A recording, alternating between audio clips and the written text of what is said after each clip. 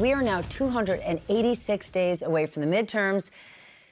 I'm taking a breath on this one. Today marks 1 year, one long year into Donald Trump's second term. It has been a year full of Trump finding new ways, both at home and abroad, to expand the boundaries of presidential powers and to remake the country and the world in his image. And on that topic, well, it is top of mind with the president. He is traveling to Davos, Switzerland tonight. And moments ago, the White House said that the trip was delayed because of a minor electrical issue after takeoff. Out of abundance of caution, Air Force One is returning to Joint Base Andrews, and the president and team will board a different aircraft and continue on to Switzerland. Now, this is supposed to be the major economic forum with the biggest CEOs and world leaders.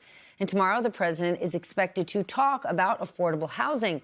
But this year's event is starting to feel much more like an emergency summit, reacting to his threats to take over Greenland.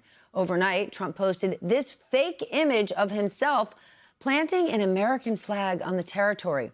He also posted an altered picture that included a map showing an American flag covering Greenland, Canada, and Venezuela.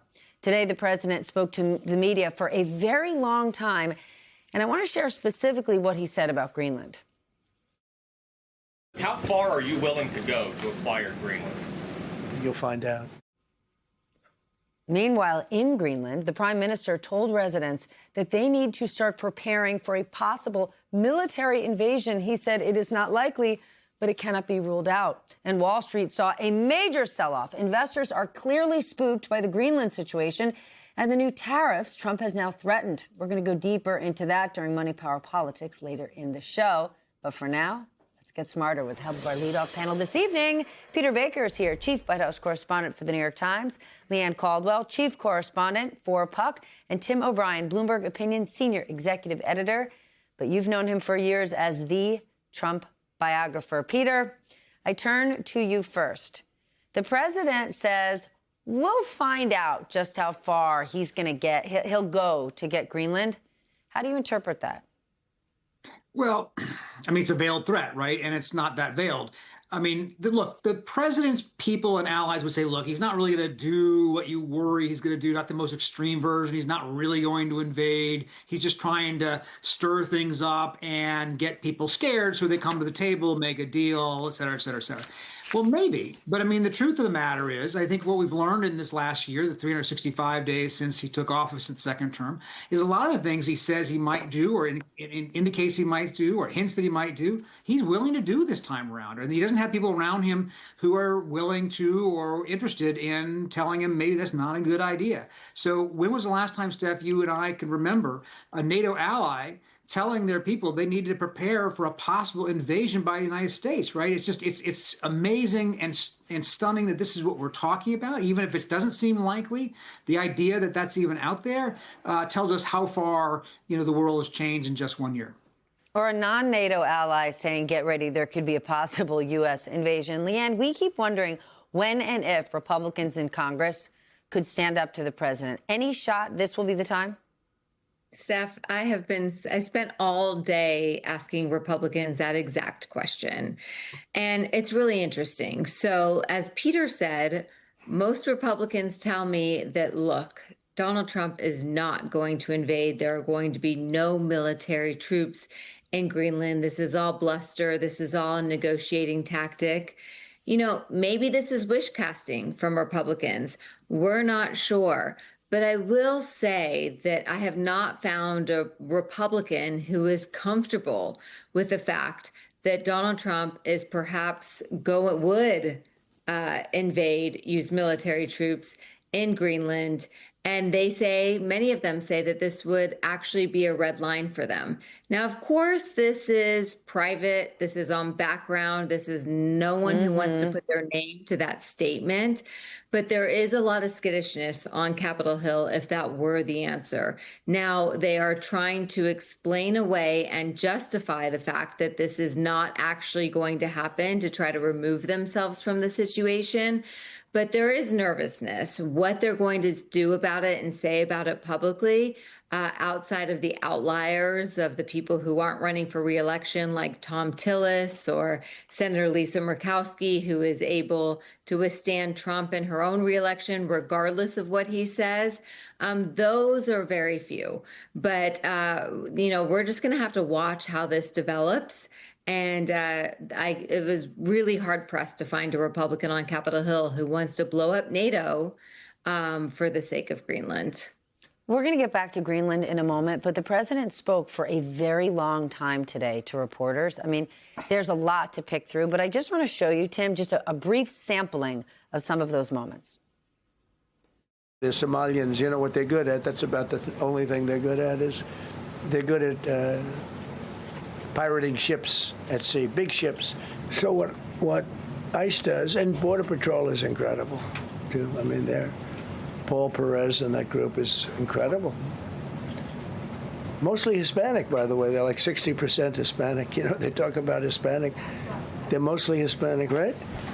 And they're unbelievable people. And then they say, oh, we discriminate against. I love Hispanic. To me, a town, it looks better when you have military people. These are big, strong guys, are bad guys. Look at them and they say, we're not going to mess around.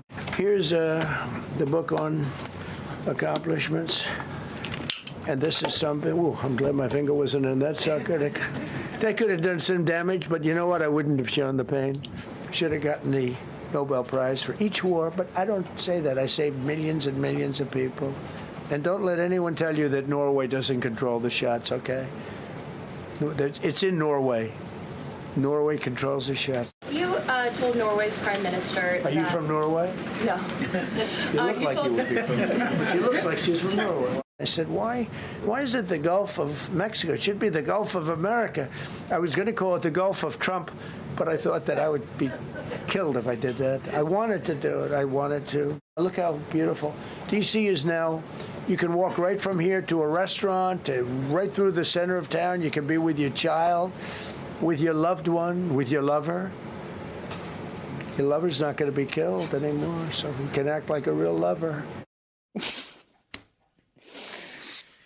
You can act like a real lover. I will say, in the president's defense, I once put one of those binder clips on my ear, and it still hurts. And that was at least 20 years ago that I did it. Yeah, but that was only about 3 seconds of that tape you just rolled, and it was this carnival of free association and self-indulgence. And two things, I watched that whole presser.